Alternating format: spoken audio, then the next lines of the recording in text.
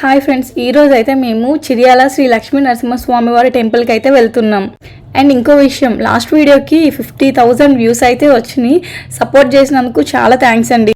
Mainly ఇక్కడ view అయితే చాలా బాగుంటుందండి. అండ్ పిల్లలతో వస్తే మాత్రం పిల్లలు చాలా బాగా ఎంజాయ్ చేస్తారు. వీకెండ్కి అయితే ఇది కరెక్ట్ ప్లేస్. ఈ ఒక్క టెంపుల్లోనే రకరకాల దేవుళ్ళు అయితే ఉంటారు.